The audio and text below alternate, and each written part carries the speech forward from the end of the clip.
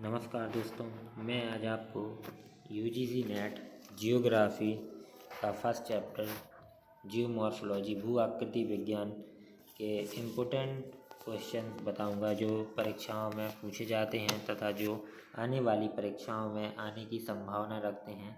मैं उनके बारे में आपको बताऊंगा और ऐसे ही मैं आपको 50-50 प्रश्न करके सारी वीडियोस बनाऊंगा।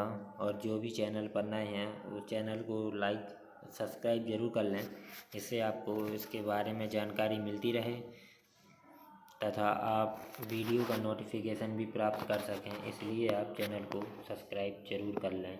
चलिए तो हम आज शुरू करते हैं। आज का पहला प्रश्न, भू आकृतियों के संदर्भ में चक्रीय पद्धति की अवधारणा का प्रतिपादन किस भूगोलवेत्ता ने किया था? तो इसका उत्तर है जेम्स हटन। यहाँ मैंने पहले ही उत्तर टिक कर लिए हैं, जिससे बार बार परेशानी नहीं होगी। भू संचलन के प्रमुख कारण क्या हैं?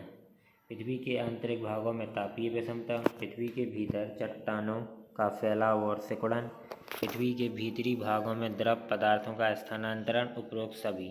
तो इसका सही उत्तर है उपरोक्त सभी।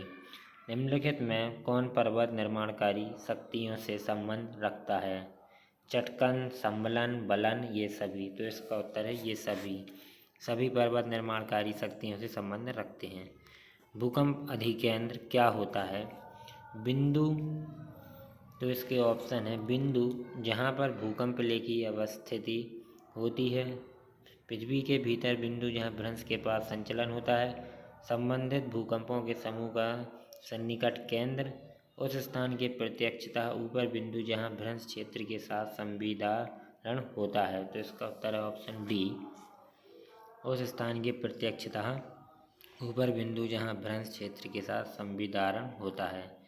पृथ्वी की आंतरिक संरचना की स्पष्ट जानकारी मिलती है। तो इसका उत्तर है ऑप्शन बी, भूकंपीय तरंगों से। पृथ्वी के अंतर्गत बलों का स्रोत निम्नलिखित में कौन है? तो इसका उत्तर है भूकंपीय तरंगें। जिन भूकंपीय तरंगों के कारण शैल कणों में तरंगों की दिशा में आगे पीछे कंपन होता है, वे हैं पी तरंगें। हमारी पृथ्वी में भूकंपीय तरंगों की सबसे अधिक गति 2900 किलोमीटर की गहराई पर पाई जाती है, जहां पी एवं एस तरंगों की गति क्रमशः हो जाती है। तो पी और एस की गति क्रमशः हो जाती है। तो इसका उत्तर है 7.3 किलोमीटर प्रति सेकंड एवं 4.5 प्रति सेकंड। ज्वालामुखीय उद्गार के निम्न प्रकारों में से कौन सा एक प्रायः विस्फोटक नहीं है? तो इसका उत्तर है हवाईयन। निम्न में से कौन सा एक सील्ड ज्वालामुखी का उदाहरण है? सील्ड ज्वालामुखी। तो इसका उत्तर है मोना लोआ। निम्न में से कौन मैग्मा के ठोस होने पर दीवार की तरह निर्मित होता है तथा जो अवसादी शैल के संस्तर पर लगभग लंबवत होता है? तो इसका उत्तर है डाइक। बलन जिसमें एक छोर तो सतत ढाल की ओर मध्यम ढंग से झुका रहता है, जबकि दूसरा समकोण बनाता हुआ तथा खड़े ढाल वाला होता है, कहलाता है एकनत बलन। जो भी व्यक्ति चैनल पर नए हैं वो चैनल को सब्सक्राइब जरूर कर लें। यदि किसी बलन की दोनों भुजाएं अनिवार्य रूप से समानांतर व क्षैतिज हों तो वह कहलाता है शयान बलन। ज्वालामुखी क्रिया के स्थानीयकरण के संबंध में निम्न में से कौन संयोजन सही है? समुद्र नितल प्रसरण, अंधःपतन सीमाएं और उष्ण स्थल हॉटस्पॉट। निम्नलिखित द्वीपों में से कौन सा एक ज्वालामुखी मूल का है? रीयूनियन द्वीप।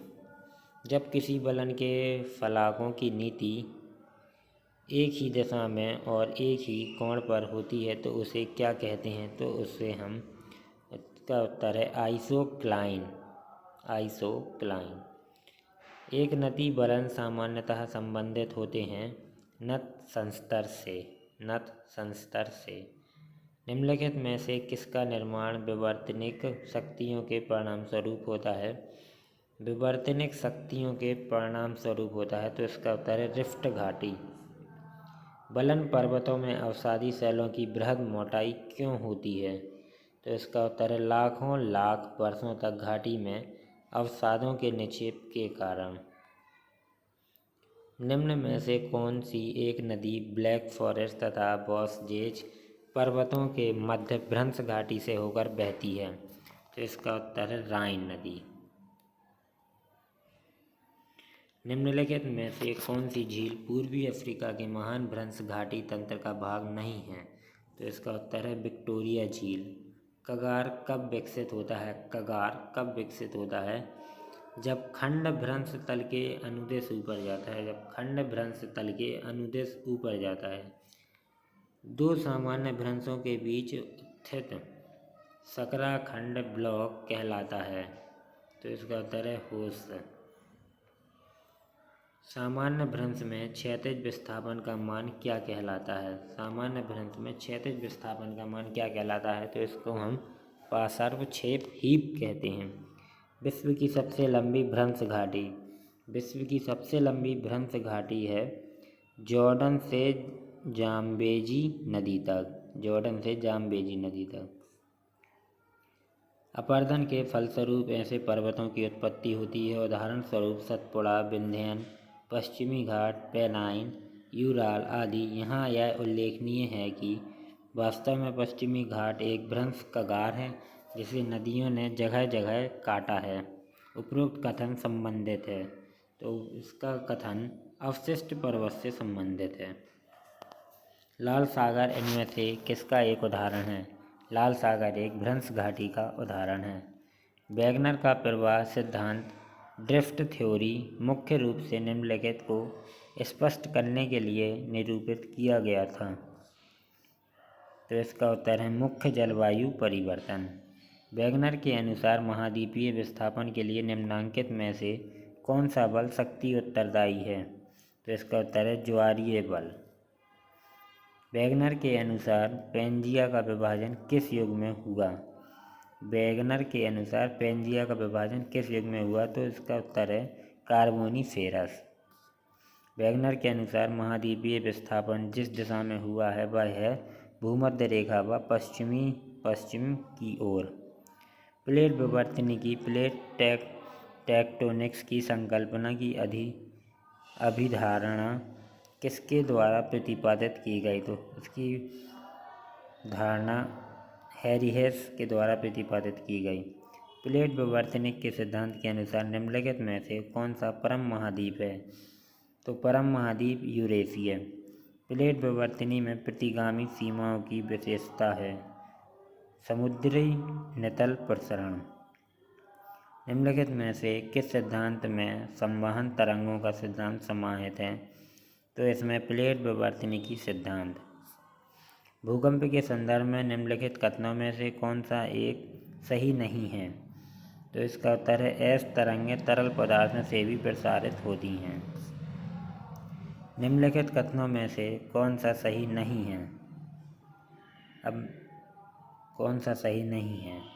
प्रायद्वीपीय भारत का दक्कन ट्रैप क्षेत्र विश्व का बृहत्तम ज्ञात पूरे बेसाल्ट प्रदेश है। संयुक्त राज्य अमेरिका में कोलंबिया पठार बृहत्तम ज्ञात पूरे बेसाल्ट प्रदेश हैं। संसी दो गुम्बदी शील्ड ज्वालामुखियाँ मोना लोआ तथा मोना केआ के शिखरों की ऊंचाई सागर तल से 6500 मीटर से कम है। डी हवाई द्वीप में कम से कम 7 संलयन ज्वालामुखी गुंबद हैं। तो इसका प्रश्न हम फिर से पढ़ते हैं। कथनों में से कौन सा सही नहीं है? तो इसका उत्तर है ऑप्शन सी। दो गुम्बदी शील्ड ज्वालामुखियाँ मोना लोआ तथा मोना केआ शिखरों की ऊंचाई सागर तल से 6500 मीटर से कम है। ये इसका उत्तर है, यानी कि और बाकी सब सही हैं, ए, बी तथा डी। निम्नलिखित कथनों में से कौन एक सही है? कौन एक सही है? तो इसका उत्तर है ऑप्शन डी। ओलिगोसिन के समय ज्वालामुखी उद्भेदन के कारण दक्कन ट्रैप की रचना हुई है। निम्नलिखित में से कौन सुमेलित नहीं है?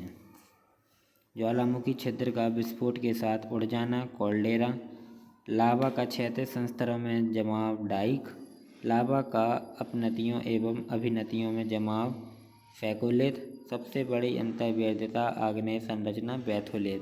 तो इसका उत्तर ऑप्शन बी, लावा का क्षैतिज संस्तरों में जमाव डाइक। प्लेट विवर्तनी की अध्ययन से संबंधित सत्य कथन को पहचानिए। तो इसका उत्तर है ऑप्शन डी, प्लेट विवर्तनिकी के वैज्ञानिक व्याख्या का श्रेय मॉर्गन को है। पृथ्वी के स्थल मंडल की बड़े पैमाने पर गतियों का वर्णन करने के लिए प्लेट विवर्तनिकी एक वैज्ञानिक सिद्धांत है। प्लेट विवर्तनिकी के संबंध में निम्नलिखित कथनों में कौन सा एक सही नहीं है? तो इसका उत्तर है ऑप्शन डी, अपसारी प्लेट सीमाओं के अनुदिश सबडक्शन प्लेटों को आवरण के अंदर ले जाती है। असत्य विकल्प की पहचान कीजिए। विश्व में 15% ज्वालामुखी रचनात्मक प्लेट के किनारों के सहारे एवं 80% ज्वालामुखी विनाशात्मक प्लेट के किनारे के सहारे पाए जाते हैं। अमेरिका प्लेट के पश्चिम की ओर गतिशील होने के कारण अटलांटिक महासागर फैल रहा है, जबकि प्रशांत महासागर संकुचित हो रहा है। ऑप्शन सी, चापाकार द्वीप समूहों की उपस्थिति महासागर के मध्य से में मिलती है। ऑप्शन डी, कभी कभी एक प्लेट के दो दिशाओं में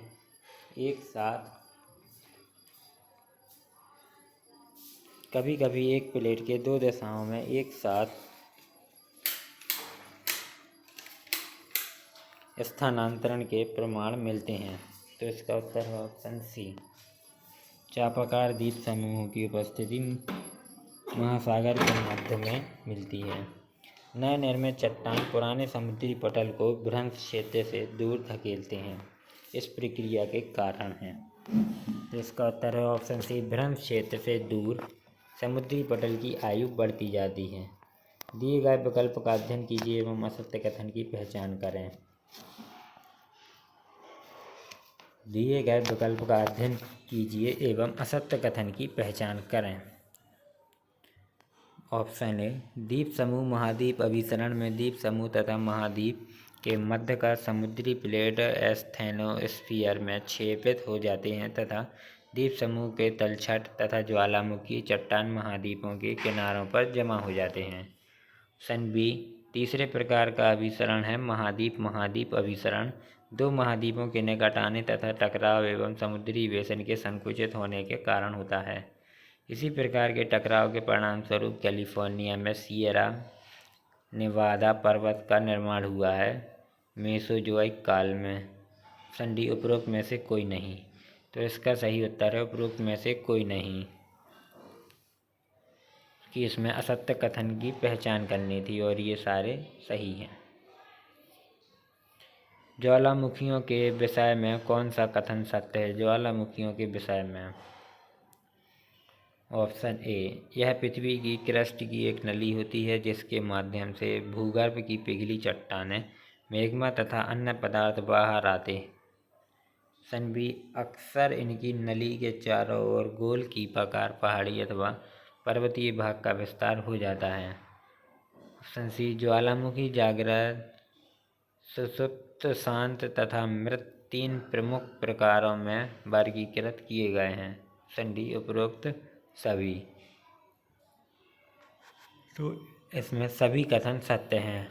नीचे दिए गए चित्र का अध्ययन करें एवं स्थलों की पहचान करें। तो ये जो हमारा डायग्राम है ये हमारा महाद्वीपीय पर्पटी, लिथोस्फीयर, एस्थेनोस्फीयर है। नीचे दिए गए चित्र में ए पर किस प्रकार का बलन निर्मित है? ए पर किस प्रकार का बलन निर्मित है? तो ए पर शयन बलन है। प्रस्तुत चित्र में दिखाया गया भ्रंश उदाहरण है। ये जो चित्र है ये किस भ्रंश का उदाहरण है? तो ये हमारा सिनिस्ट्रल भ्रंश का है। निम्नलिखित में से कौन सा एक भ्रंश दिए गए चित्र में दिखाया गया है? तो यह एक सामान्य भ्रंश है। आज के यहीं प्रश्न समाप्त होते हैं। कल फिर एक नई वीडियो के साथ आएंगे और नए 50 प्रश्न लेके आएंगे।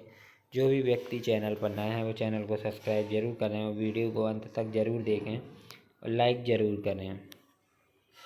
और इसकी यदि आपको PDF चाहिए तो आप हमारे टेलीग्राम चैनल को ज्वाइन कर सकते हैं। टेलीग्राम चैनल की लिंक डिस्क्रिप्शन बॉक्स में आपको मिल जाएगी।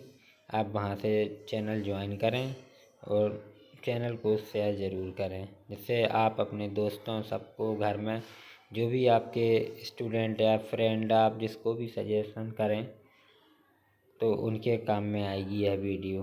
धन्यवाद।